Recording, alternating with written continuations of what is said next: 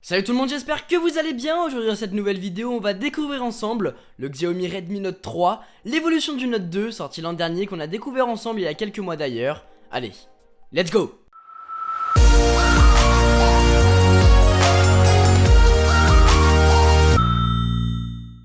Pour ce qui est de son design, le Redmi Note 3 est bien loin du design de son prédécesseur. Fini le plastique, on est là sur un unibody en métal, magnifique. Il est beaucoup plus arrondi, légèrement plus petit, plus lisse au toucher, mais j'aime beaucoup. Je le trouve quand même vachement large, mais malgré ça on l'a bien en main.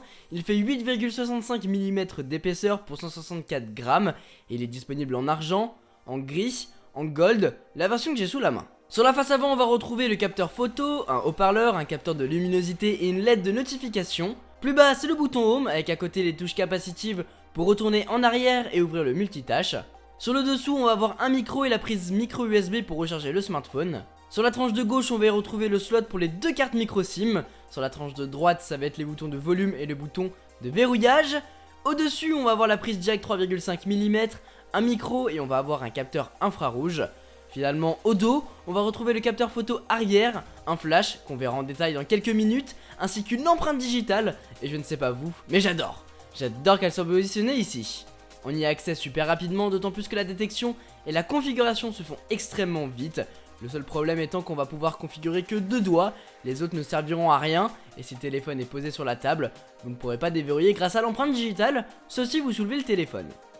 Au niveau de son écran, on reste sur le même que le Redmi Note 2, à savoir un écran LCD Full HD de 5,5 pouces de diagonale, avec une résolution de 1920 par 1080 pixels, soit 401 pixels par pouce. C'est un écran magnifique, avec de belles couleurs, jolies, bien saturées à souhait, elles ne sont pas trop ternes, on a en plus une bonne surface pour profiter du contenu, et regarder des vidéos dessus, c'est top. D'autant plus qu'avec sa puce Helios X10 cadencée à 2 GHz, ses 3 Go de RAM et sa puce graphique PowerVR G6200, il a, on peut le dire, les mêmes performances que son petit frère le Redmi Note 2, donc là-dessus on n'aura pas de grosses différences si vous voulez switcher de l'un à l'autre, mais ce que je peux vous dire c'est que ça tourne très bien. À aucun moment j'ai eu de gros ralentissements, pourtant je l'utilise depuis plus d'un mois. Les jeux sont plus ou moins fluides, s'ils ne sont pas trop gourmands ça devrait aller. Sinon comme vous pouvez le voir avec Traffic Rider, ça saccade un petit peu et dans l'interface par contre, c'est plutôt fluide. Mis à part ça, il possède le Bluetooth 4.1, pas de puce NFC, on n'a pas la possibilité de rajouter de la mémoire, mais on peut mettre 2 cartes micro SIM et il est disponible en 16 et 32 Go de stockage. Pour ce qui est des benchmarks, Geekbench 3 montre un score plutôt convenable, 848 en simple core et 4448 en multicore. AnTuTu lui montre un score de 47 661. On a donc des scores corrects, ce n'est pas le smartphone le plus puissant du marché, loin de là, et ce n'est pas l'objectif d'ailleurs, tant qu'il fait fonctionner toutes les tâches comme on le souhaite, et c'est le cas. Il tourne sous Android 5.0.2 Lollipop avec une mise à jour incessamment sous peu, sous Marshmallow je pense, et avec la surcouche de Xiaomi à savoir MIUI 7 qu'on a vu la semaine dernière avec le Xiaomi Mi 5 d'ailleurs. Et là-dessus je ferai le même commentaire à savoir il faut aimer, parce que j'ai jamais été trop fan de cette surcouche. En plus sur ce smartphone on a des icônes d'aveugle, elles sont énormes, et je ne vous parle même pas du texte qui apparaît super gros, je ne sais pas pourquoi. On n'a pas le tiroir d'application non plus, mais sinon on a bien les services de Google, pas de gros bugs ni de ralentissement particulier, ça c'est cool. Finalement, comme tous appareils de Xiaomi, on peut bien le personnaliser en changeant le thème de son appareil, on peut aussi changer la transition des pages, rajouter des widgets, tout ça. Côté photo et vidéo, le Xiaomi Redmi Note 3 possède une caméra arrière de 13 mégapixels accompagnée d'un dual flash. Pour les photos, vous voyez ce que ça donne par vous-même, elles sont pas améliorées par rapport à l'appareil précédent, le Redmi Note 2, mais elles sont tout de même correctes, très correctes même. Les couleurs sont superbes et très agréables à regarder sur le téléphone, les images sont bien contrastées, franchement, chapeau. En basse luminosité, il se débrouille plutôt pas mal. Pour ce qui est des vidéos, il peut filmer en Full HD 1080p avec un stabilisateur logiciel. Pour la qualité de la caméra arrière du Xiaomi Redmi Note 3, voyez par vous-même de ce que ça donne, comme d'hab je vais rester au montage pour ma part. En tout cas la caméra frontale avait l'air plutôt pas mal, alors que la caméra arrière doit être potable, surtout que c'est du 13 mégapixels, donc à voir ce que ça donne. Finalement à l'avant c'est un capteur de 5 mégapixels qui est installé et les photos sont plutôt bonnes. Mais comme le Mi 5, il lise vachement les visages, après vous allez pouvoir régler sur l'application directement si vous le souhaitez ou pas, donc ça c'est plutôt cool. Et dans cette même application vous allez pouvoir régler le minuteur, ou bien choisir des effets comme le mode fisheye logiciel, le mode flou, le mode mosaïque, etc.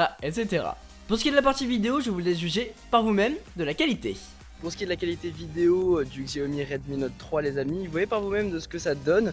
Moi je trouve que c'est plutôt pas mal, le grand angle n'est pas très présent, mais il y a quand même un angle assez large, donc c'est plutôt cool. Maintenant voir s'il n'y a pas un décalage comme sur le Mi5, là ça serait dommage. Mais en tout cas pour l'instant ça a l'air plutôt cool.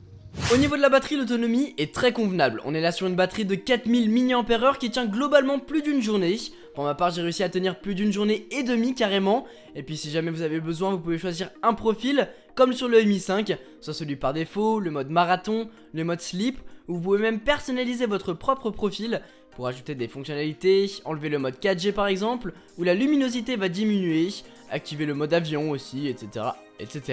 Vous pouvez même dire qu'à partir de 10%, je passe en mode marathon et l'économie se fait ressentir, franchement. Par contre, on met pas mal de temps à le recharger, c'est le petit bémol. Comme le Mi 5, on n'a pas grand chose d'intéressant côté fonctionnalité, si ce n'est le mode à une main pour passer sur un écran de 4,5, 4 ou 3,5 pouces de diagonale. On peut aussi gérer les appuis longs des touches de son smartphone, ce qui est plutôt sympa. Et vous pouvez activer le mode senior qui va vous basculer dans une autre interface, beaucoup plus simple d'utilisation et beaucoup plus grosse. Pour conclure, cette troisième version du Redmi Note de Xiaomi est vraiment très bonne. On peut le dire, c'est l'évolution de design du Note 2 qui avait exactement les mêmes performances et le même appareil photo. Son design est top, avec l'intégration cette année d'une empreinte digitale plus que réactive, une batterie qui tient vraiment la route, mais qui est un petit peu longue à se recharger par contre. Il peut embarquer jusqu'à 2 cartes micro SIM, ce qui est vraiment bien, et il possède un écran superbe, digne d'un iPhone 6S. Le petit bémol par contre, comme je le disais à l'instant, il a les mêmes performances que le Redmi Note 2, donc l'évolution ne se fait pas beaucoup ressentir, avec quelques ralentissements par-ci par-là. Il a peu de fonctionnalités malheureusement, et le Mi 8 le système d'exploitation de Xiaomi, je ne suis pas trop fan, après c'est mon avis personnel. Voilà les amis pour mon review du Xiaomi Redmi Note 3, j'espère qu'il vous a plu. En tout cas moi ça me fait vraiment plaisir de vous le présenter, d'autant plus que vous étiez nombreux à me demander de faire une vidéo dessus. Si vous avez des questions, n'hésitez surtout pas, la barre des commentaires est là pour vous. Et n'hésitez pas à mettre un petit pouce en l'air, hein, ça fait toujours plaisir. Sur ce, c'était Quentin, passez tous une très bonne journée. Tchou!